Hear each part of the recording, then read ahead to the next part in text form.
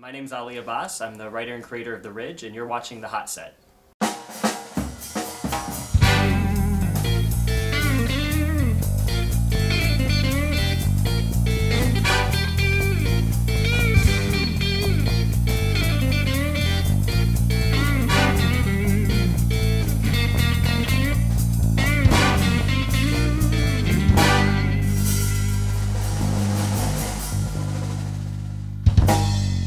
When I graduated from undergrad, originally from Chicago, I moved to New York to originally pursue a PhD in philosophy.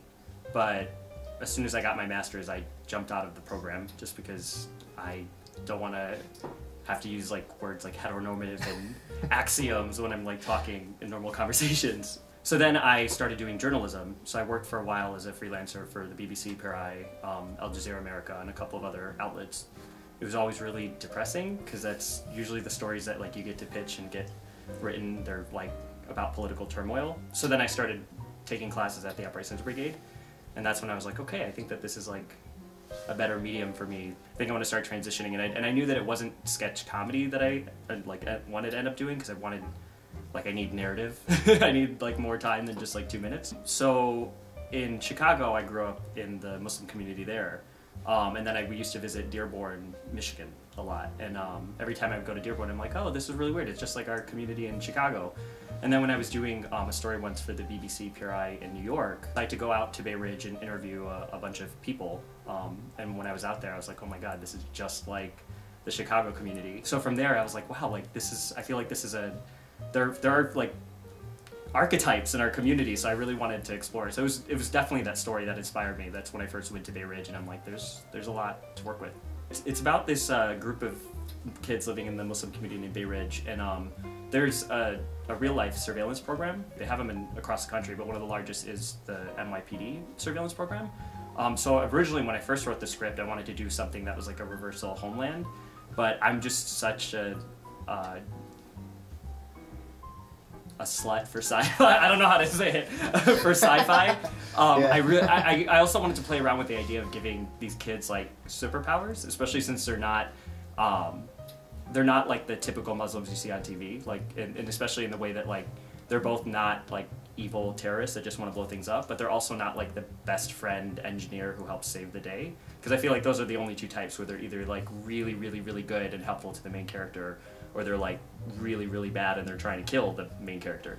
So I just wanted to write like real Muslims, and I thought like giving them superpowers too is like a way of challenging the idea. Like when we think of superheroes, we definitely don't think of, I mean, like we don't even think of women and people of color, let alone like Muslims, right? Like that's even now, the new Miss Marvel is Pakistani. So there was just a story about a week ago where there was like some hate group that had bought a bunch of anti-Muslim ads in the San Francisco like tram stations on the inside. So there was a group of people who took the Miss Marvel logo and were like painting over them using it.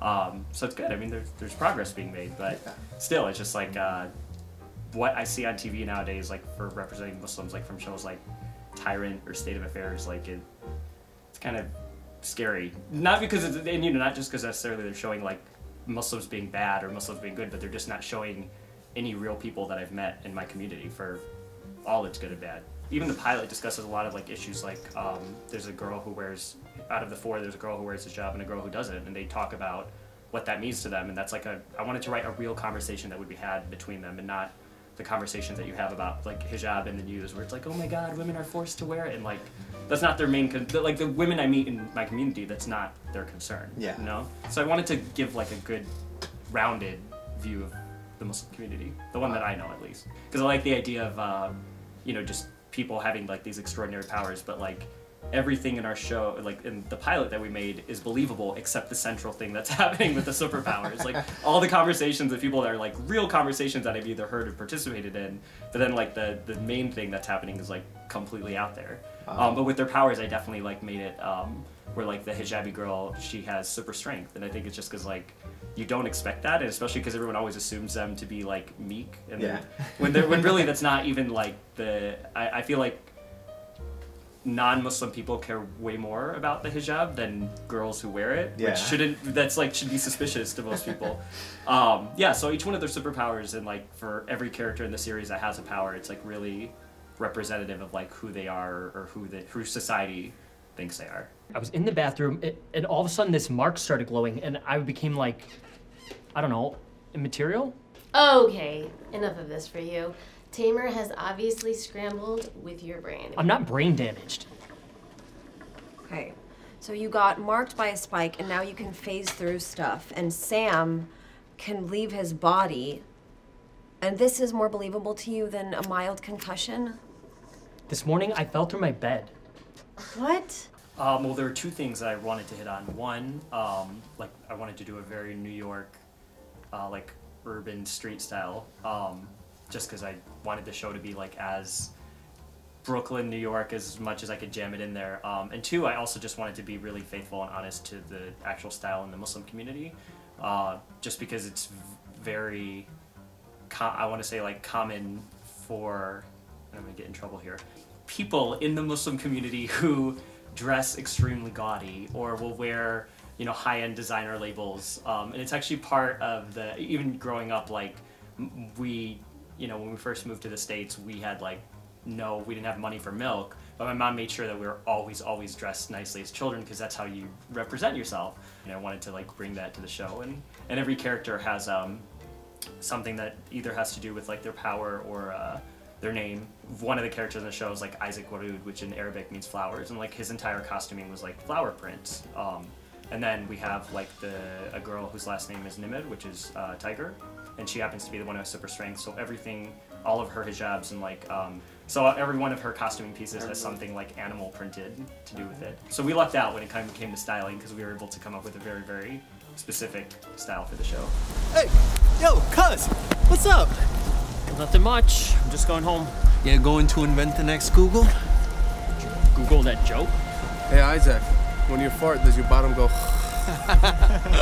Ooh, the shit come in your mouth every time you open it? Hey, there's no need to take it personally. I'll just sing around. Yeah, bro, you know why we ride you, right? Because you're gay? Do you think that, you know, the indie world versus like the more mainstream world, do you think one is better than the other as far as like being able to get your ideas and stuff out? Yeah, I'm like so confused nowadays as what indie is. At one point, I had submitted to the Amazon Prime like cutting board, and they were reviewing it. But even then, like I was very confused as to what indie is, because like they consider like anything under 500 or like 750 grand, or I think it's like 500 to 750 grand indie. And I was like, oh my god, we're working on like a budget of like 20, 30 grand, and like these, right? So it's that, and even like a lot of people who were submitting, you know, were like James Franco or like so, like really, really big names. But I think in terms of like, and we even saw it, right, with like the what was that show, the Emmys, right? Yeah. That was the award show that was just on. Yeah. Like none of the major networks won, and it's because the content that they're pushing out is just a bunch of rehashed crap, I guess. I don't know. I don't know any of the word for it. I mean, that's what the critics are saying. Yeah.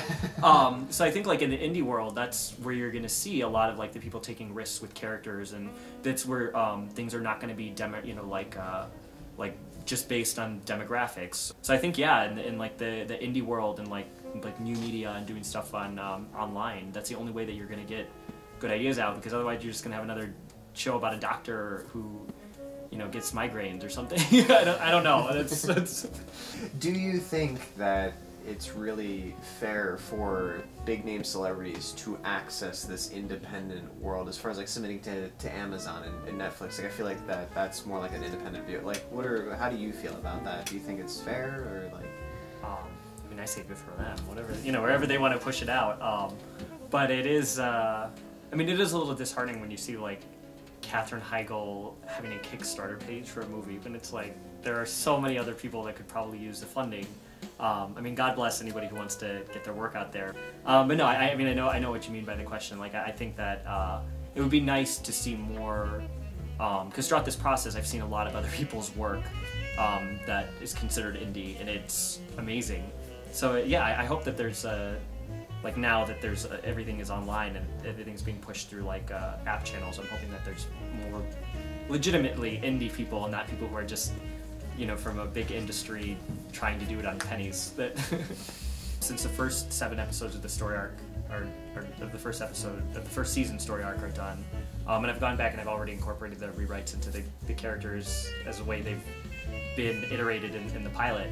But I've already started working on another sci-fi project that I just was super inspired in the past couple months. While shooting, I only had a chance to pen down a little bit, but over the break, I was able to, you know, fully explore a first script. So I definitely want to continue with the visual media, and I, you know, I love doing anything that has to do with like fantasy or sci-fi or the weird. So, so I'll definitely keep heading in that direction. Look at this.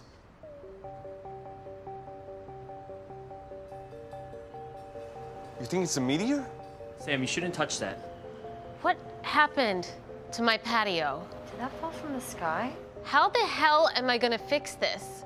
Sam, put that down. Dude, get off your period. It's just a stupid rock. What could possibly happen?